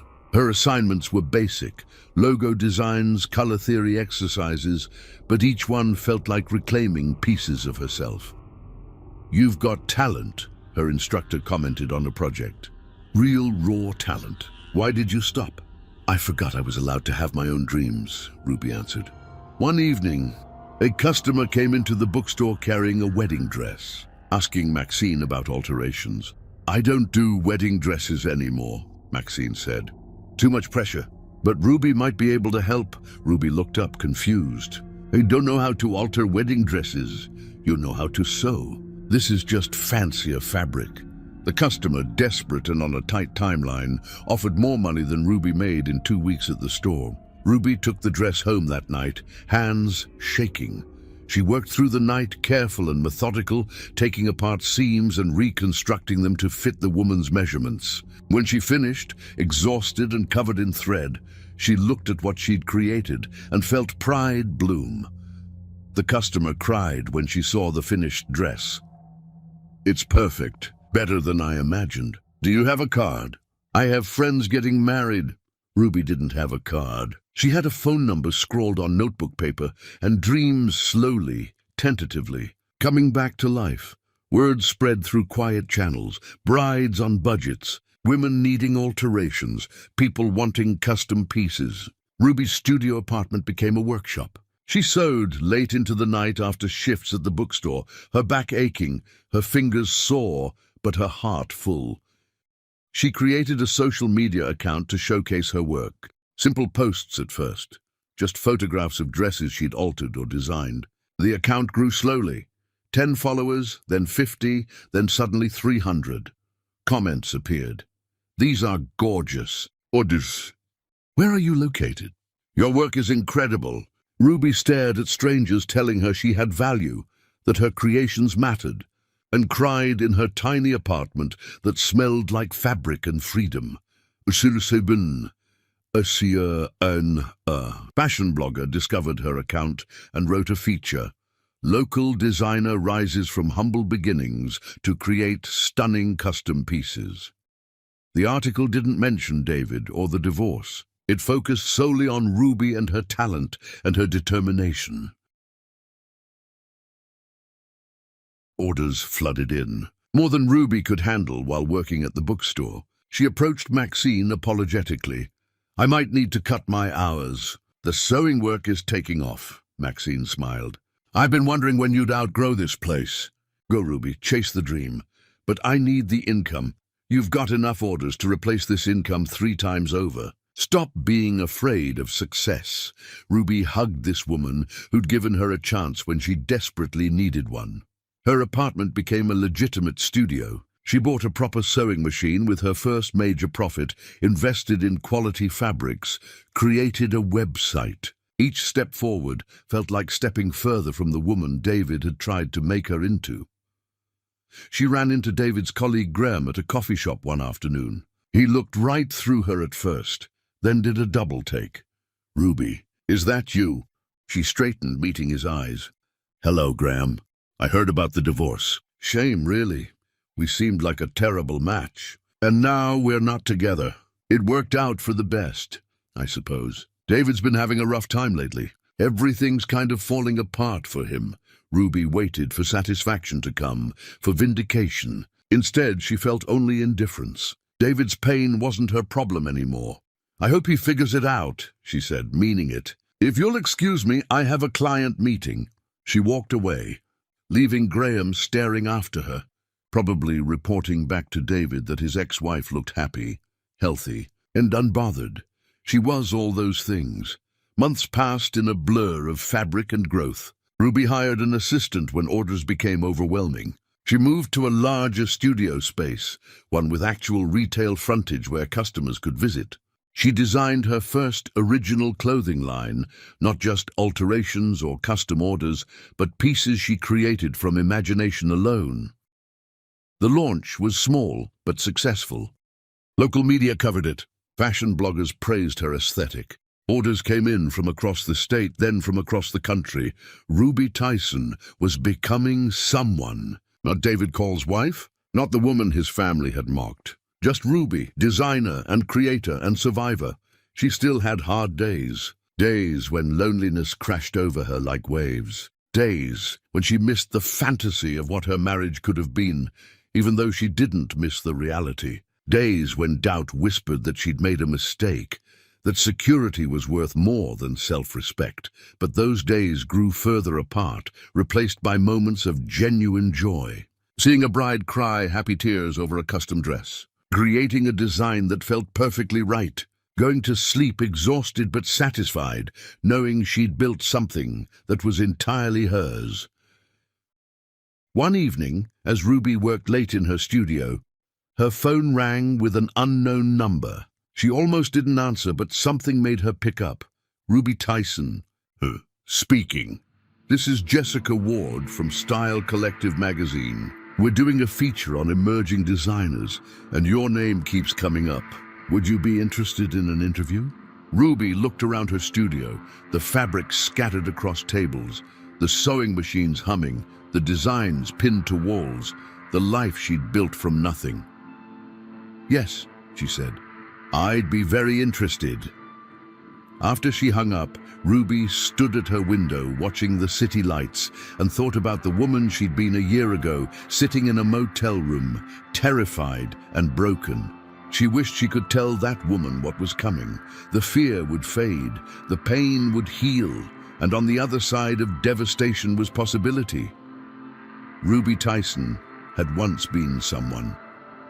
She'd forgotten that truth for years, but now she was remembering, and more than that. She was becoming something even better, herself, unfiltered and unashamed and entirely free. While David Call commanded boardrooms through fear, Ruby Tyson was building an empire through heart, and the world was starting to notice. Chapter 8. When Kingdoms Crumble. David always believed his success was self-made. He was about to learn how wrong he'd been. David sat in his office, staring at resignation letters spread across his desk like accusations. 3 executives in 2 weeks, all citing vague reasons about seeking new opportunities. He knew what they really meant. They were abandoning ship. It started small. A contract fell through after the CEO mentioned hearing about David's reputation issues. A partnership dissolved over concerns about his interpersonal conduct. Little cracks became fissures, threatening to swallow everything. His assistant knocked. "So your mother is here." Patricia swept in without waiting for permission, her face tight with displeasure. "What is happening, David?" "I just had lunch with Helena, who heard from someone at the club that your company is facing a mass exodus. Is this true?" 3 people resigned. That's hardly mass exodus. 3 important people. People with connections. People who are now spreading rumors about why they left. Patricia sat across from him, her expression sharper than usual. "This is about Ruby, isn't it?" "Ruby has nothing to do with my business. Ruby has everything to do with this." People talk, David. They know about the divorce, about the circumstances. And some of them, surprisingly, feel that you behaved poorly. Poorly. I gave that woman everything. You gave her things. You didn't give her respect, and people noticed. David, you built your reputation partly on being a devoted family man. That image is now shattered, and it's affecting how people see you professionally. David wanted to argue, but Patricia's words carried truth he didn't want to acknowledge. His success hadn't been solely about his brilliance. It had been about perception, connections, the image he projected. Ruby had been part of that image, the devoted wife who made him look stable and trustworthy. Without her, he was just another ruthless executive with questionable ethics. What am I supposed to do? Beg her to come back for appearances? It's too late for that. Ruby filed for divorce, David. She's moved on. You need to do damage control. Patricia stood, smoothing her dress. Fire your current PR team and hire someone who specializes in reputation rehabilitation. And for God's sake, stop telling people how ungrateful Ruby was. It makes you look petty. After she left, David pulled up his phone and searched Ruby's name. The results startled him. Articles about her design work, social media with thousands of followers, photographs of her creations worn by women whose smiles seemed genuine, and Ruby herself, in some photos, looking different, not diminished by their separation, but enhanced. She glowed with something that had been missing when she was with him. The caption under one photo caught his attention. Designer Ruby Tyson on why she left her old life behind. Sometimes you have to lose everything to remember you're capable of building anything. She was talking about him, about leaving him. And she was thriving. Jealousy and regret twisted inside David's chest like poison. He'd expected Ruby to crumble without him, to come crawling back begging for another chance. Instead, she disappeared and reconstructed herself into someone he barely recognized. His phone buzzed with a text from Nora. Have you seen Ruby's latest interview? This is a disaster. David found the interview, a local magazine feature about inspiring women. Ruby sat in her studio, surrounded by fabric and creativity, looking serene and successful. My marriage taught me that you can't build self-worth on someone else's validation, Ruby said in the interview. I spent years making myself smaller to fit into someone else's vision of who I should be. Leaving was the hardest thing I've ever done, but it saved my life. The interviewer asked if she had regrets. I regret not leaving sooner. I regret letting fear keep me in a situation that was destroying me. But I don't regret the marriage itself. It taught me exactly what I don't want, which made it easier to build what I do want." David threw his phone across the room, watching it shatter against the wall. She'd reduced their entire marriage to a cautionary tale, a lesson in what not to do. She'd made him the villain in her story of redemption. But the worst part, the part that kept him awake at night, was knowing she was right. Graham stopped by his office later that week with news that more clients were expressing concerns. "They're asking about our company culture. Someone posted an anonymous review online claiming we have a toxic leadership problem." Who would do that? Any of the people who left, or any of the people who are thinking about leaving? Graham sat down heavily.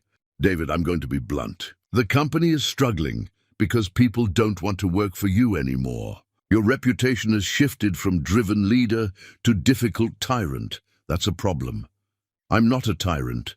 You're cold, David. You're demanding to the point of cruelty. You treat people like they're disposable."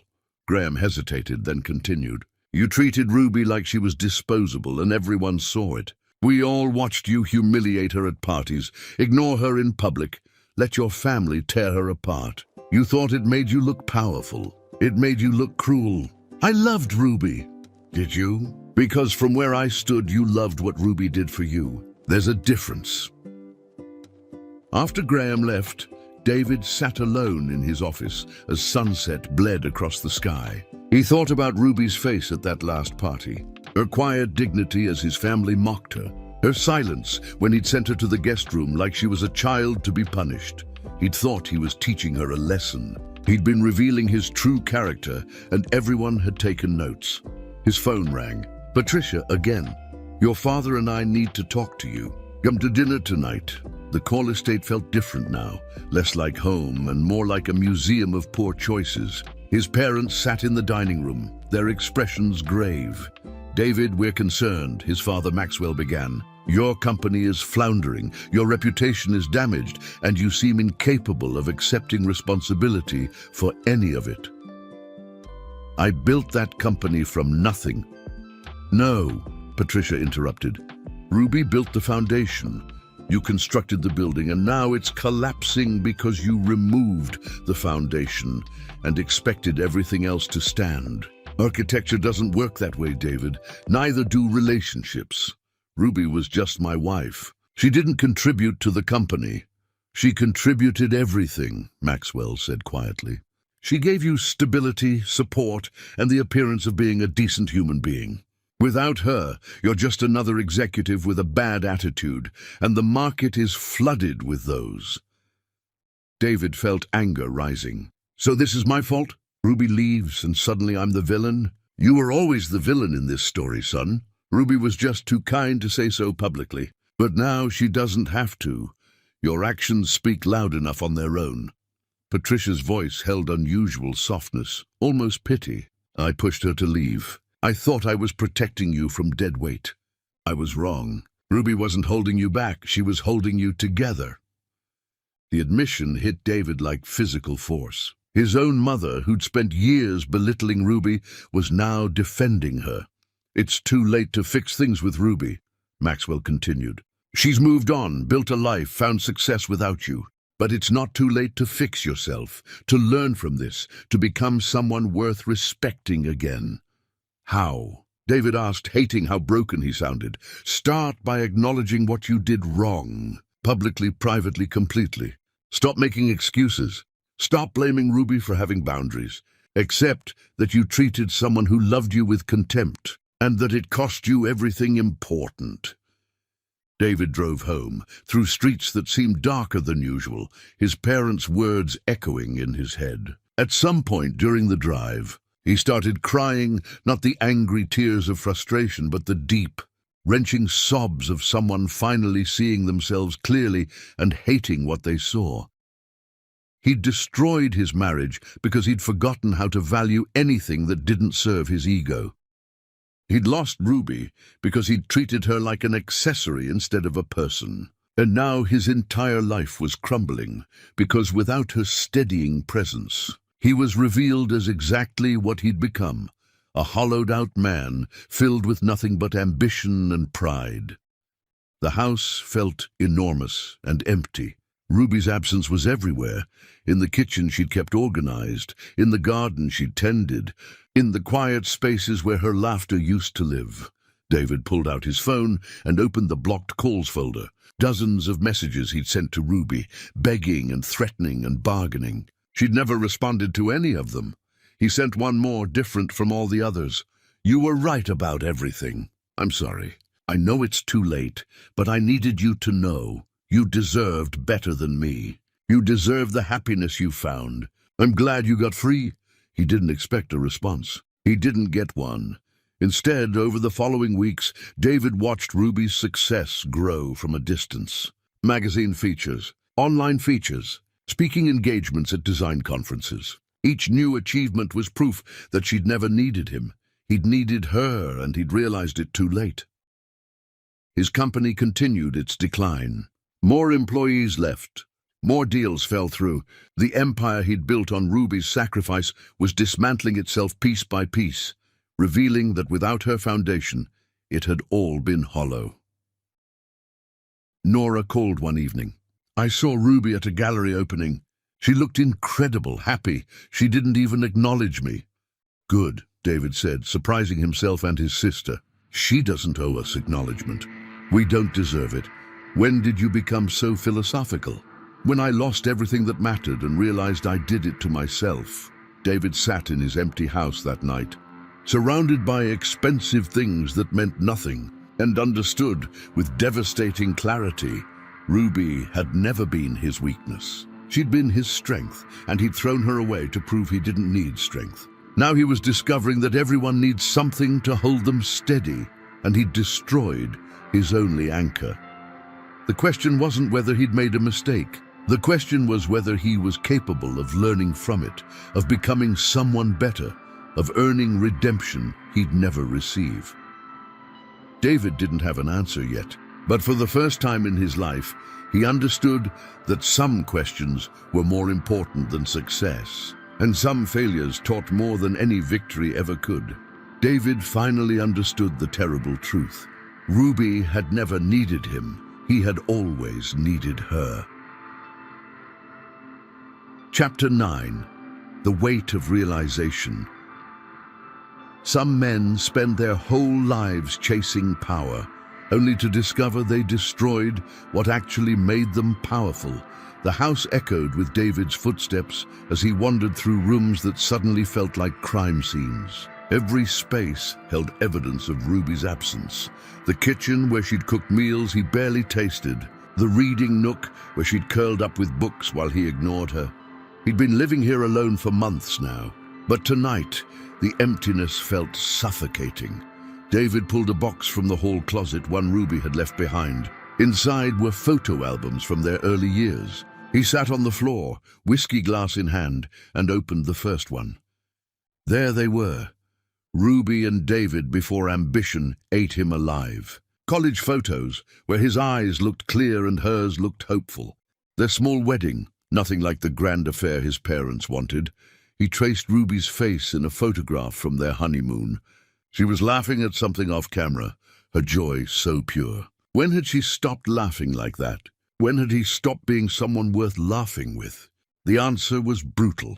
The moment success became more important than her happiness. His phone buzzed with another email from Graham about the company's declining prospects. David deleted it without reading. The company could burn for all he cared tonight. He found a journal buried in the box, Ruby's handwriting filling pages with thoughts she'd never shared aloud. David knew reading it was a violation, but he was already guilty of so many violations against her. What was one more? He hesitated, then noticed a sticky note on the first page. For David, when you're ready to understand.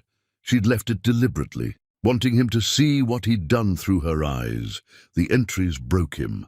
David came home angry again today. I asked about his day and he snapped at me. I keep wondering when I became an interruption instead of a companion. I saw how he looked at his colleague's wife tonight. with interest, respect. He used to look at me that way. Now he looks through me like I'm glass. His mother called me unfortunate today." David laughed. "Sometimes I wonder if he even notices I'm hurting anymore. I'm disappearing. Little pieces of me erode every day until I don't recognize the woman in the mirror. She's quiet when she used to have opinions.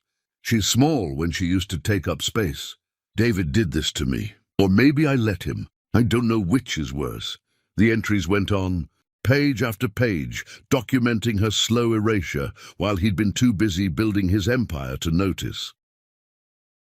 The final entry was dated the night before she left. "Tomorrow I'm going to do something terrifying. I'm going to choose myself.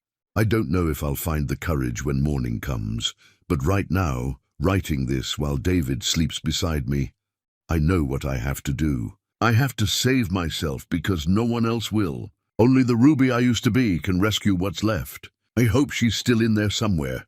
David closed the journal, vision blurred with tears. She'd been planning her escape, gathering courage, and he'd been actively cruel, sending her to the guest room, demanding apologies. He pulled out his laptop and read everything Ruby had done since leaving. Every interview, every article, every post about her emerging design career. What struck him wasn't just her success, it was her generosity. Where she could have destroyed him publicly, she chose grace.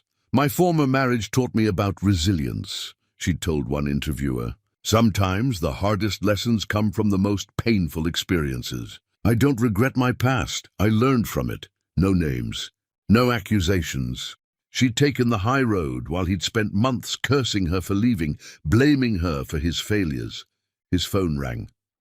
"Nora." "Have you been drinking?" she asked without preamble. "What do you want?" "To tell you that I ran into Ruby at a symposium today. She was giving a talk about sustainable fashion design. The room was packed, David. She's become someone important. I know. Do you? Because you keep acting like she diminished after leaving you. She didn't. She won't. She doesn't need you, and she's better off without you. I know that too." Nora's voice softened. "I was cruel to her, David. We all were. I thought I was protecting you, but Ruby wasn't dead weight. She was ballast. Without her, you're adrift. I'm sorry I didn't see that sooner. Everyone's apologizing to me for things they did to Ruby, but I'm the one who should be apologizing. I'm the one who made the cruelty possible. Then apologize. Not to us, to her. She won't take my calls. Then write her a letter. Show up at her studio. Do something." After Nora hung up, David sat with her words weighing on him. Apologize. Such a simple concept, yet so complicated when you'd spent years being too proud to admit fault. He started writing. Letter after letter, trying to capture the magnitude of his regret in words that felt perpetually inadequate. "Dear Ruby, I'm sorry for what? For everything. For specific cruelties? For the systemic erasure of her identity?" He wrote for hours, filling pages with confessions and apologies. When he finally finished, dawn was breaking outside his window. But would truth be enough? Would any apology, however sincere, undo the years of damage?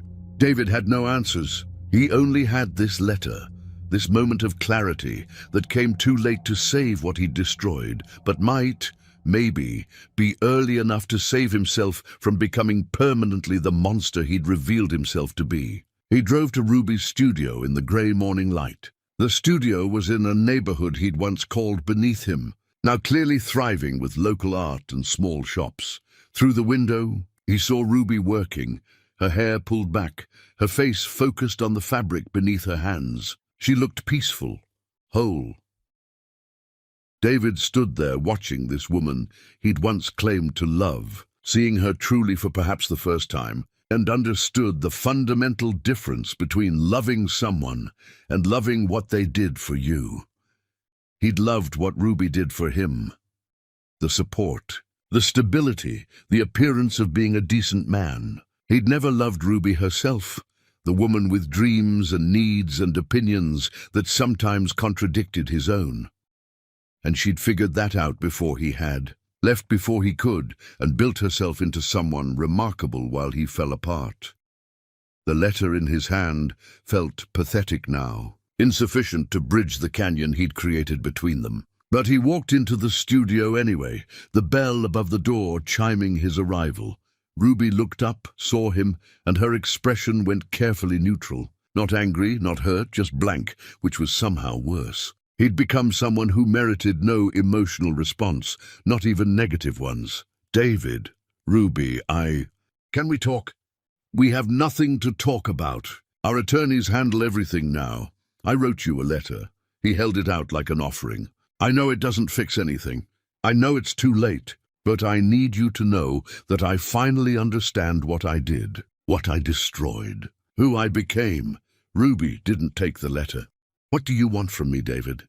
Forgiveness, closure, some kind of redemption that makes you feel better about yourself?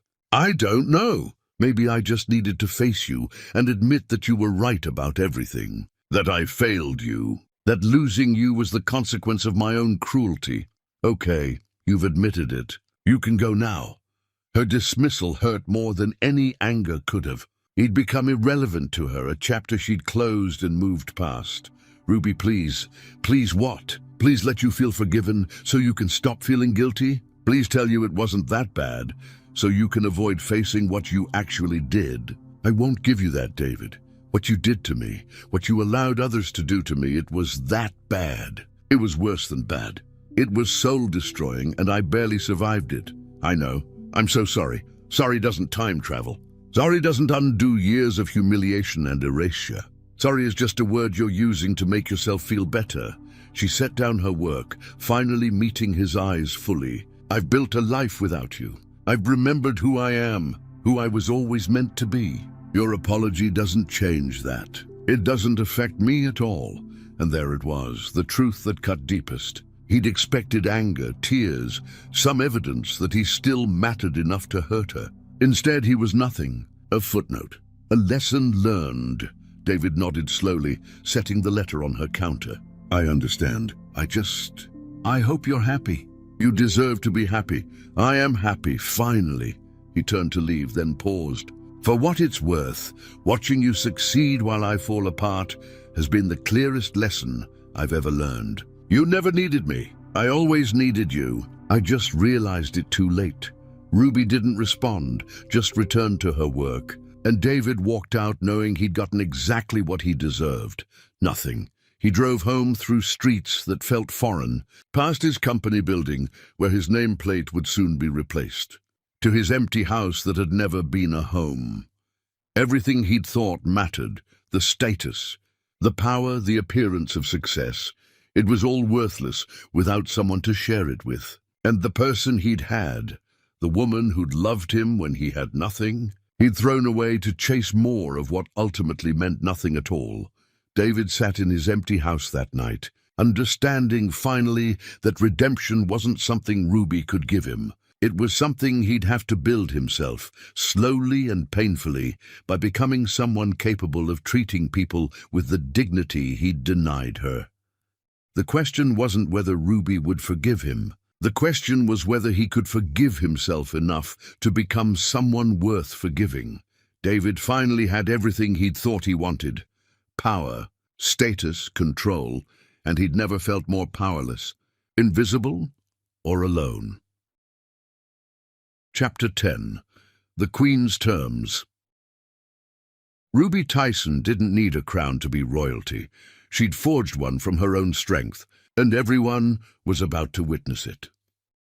The gallery space glowed with soft lighting and possibility. Ruby stood in the center watching volunteers arrange chairs, hang banners, test audio equipment. Tonight was the culmination of months of planning. A charity gala for women rebuilding their lives after difficult relationships. She'd called it Phoenix. Rising, because that's what they all were, women who'd burned down versions of themselves that no longer served them. Ruby. The caterers need approval on the final setup. Her assistant called. Ruby moved through the space with confidence that had become second nature. She wore a gown of her own design, midnight blue with silver threading that caught light like stars. She'd spent weeks perfecting it. This wasn't just an event. It was a statement. Proof that victims could become victors, that leaving could lead to thriving.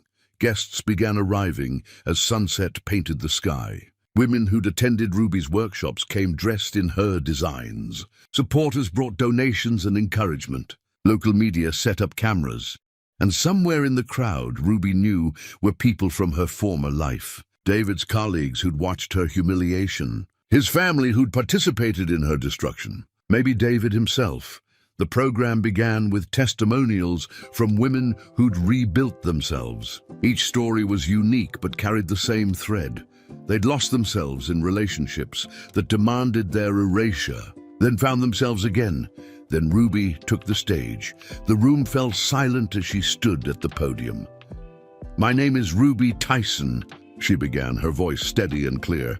"I was someone before I became someone's wife. I lost myself trying to be enough for someone who would never value me. And I almost didn't survive." She talked about silence and erasure, about how love without respect is just control, wearing a prettier name, about the courage required to walk away from security into uncertainty.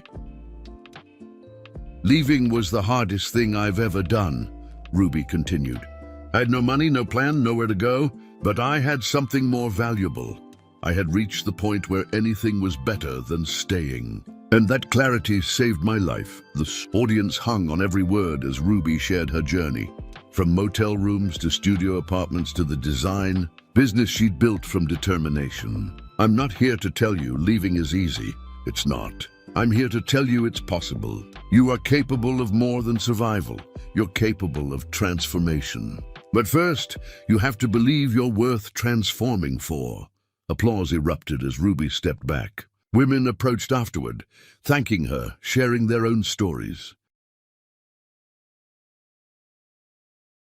Then the crowd parted and David stood there. He'd been standing in the back, listening to every word. His face was different, older, somehow softer. Ruby felt every eye in the room turn toward them, the moment crystallizing. David approached slowly. When he reached her, he did something that stunned the room. He dropped to his knees. "Ruby," he said, his voice breaking, "I destroyed the only real thing I ever had. You were my partner, my foundation, and I treated you like you were disposable. I spent years diminishing you to inflate myself. I let my family tear you apart because it was easier than defending you. I made you feel small because I was terrified of how big you actually were." Tears streamed down his face as the room watched, as cameras captured this moment, as Ruby stood above him feeling the weight of every cruel word, every cold shoulder, every time he'd chosen everyone else over her. "I don't expect forgiveness," David continued. "I don't deserve it. But I need you to know that losing you taught me more than having you ever did. You were never my burden. You were my salvation, and I threw you away because I was too proud to see it. Please, if you can find any mercy, teach me how to be worthy of the second chance I know I don't deserve." Ruby looked down at this man who'd once held all the power, now powerless before her, and felt a strange mixture of pain and peace. The room held its breath. Ruby took her time responding, letting the silence stretch. When she finally spoke, her voice carried across the hushed space. "David, look at me." He raised his eyes, and she saw genuine remorse there. "You're right about everything," Ruby said softly. "You did destroy what we had. You did make me feel worthless. You did choose everyone else over me repeatedly. Those are facts we both have to live with." David's face crumbled, but Ruby wasn't finished. "But here's what you need to understand. I didn't survive what you did to me just to come back to you. I survived it to discover who I am without you. This woman standing here isn't the girl who married you. She's someone entirely new, someone I built from the ruins." The room leaned forward, listening. "Respect and love are the foundation of any real relationship," Ruby continued. "You forgot that. We both did. I forgot to respect myself enough to demand better. But I remember now. I know my worth now. And I will never let anyone make me forget it again." "I understand," David whispered. "I'll leave you alone." I just needed you to know. I'm not finished. Ruby's interruption silenced him. You asked me to teach you how to be worthy. I can't do that. Only you can. But if you're truly committed to learning, if you've genuinely changed and not just temporarily sorry, then maybe, someday, we can talk about rebuilding something. Not what we had. That's dead. But possibly something new. Hope flickered in David's eyes. But understand this completely, Ruby said, her voice like steel wrapped in silk. I am the queen of my own life now. No one will ever make me feel small again. If you want any kind of relationship with me, you earn it. You prove it through consistent action over time. I will. I swear I will. Don't swear to me. Prove it to yourself first. Become someone you can respect. Then maybe we'll talk. Ruby stepped back, creating physical distance that mirrored the emotional distance she'd worked so hard to establish. I'm giving you one chance, David. One opportunity to show me you understand that I am not someone who needs saving or controlling. I'm someone who saved herself. If you can accept that, truly accept it, then call me in 6 months. But if this performance tonight is just another manipulation, then walk away now and stay away. David remained on his knees, tears still flowing, but something in his posture shifted. Not defeat, but understanding. 6 months. I'll use them wisely. See that you do. He stood slowly, bowed his head in respect and walked away without looking back. The room erupted in whispers and speculation, but Ruby ignored them all. She'd meant every word. She would give David a chance, not because she owed him one, but because she believed in transformation. She transformed herself. Maybe he could too. But if he couldn't, if he remained the man who'd broken her, then she would walk away again without hesitation. Because Ruby Tyson had learned the most valuable lesson, she was enough, all by herself. As guests surrounded her with congratulations and support, as cameras captured her triumph, as the evening continued in celebration, Ruby felt complete, not because David had apologized, not because she'd given him hope, but because she'd stood in her power, set her boundaries, and refused to diminish herself. The girl who'd worked 3 jobs to support someone else's dreams had become a woman who built her own empire. The wife who'd accepted crumbs had become a queen who demanded banquets. The victim who'd nearly disappeared had become a survivor who blazed bright. And everyone in that room learned the same lesson David was finally beginning to understand. A woman who knows her worth is the most powerful force in any kingdom. And Ruby Tyson's kingdom was just beginning. Thanks for watching!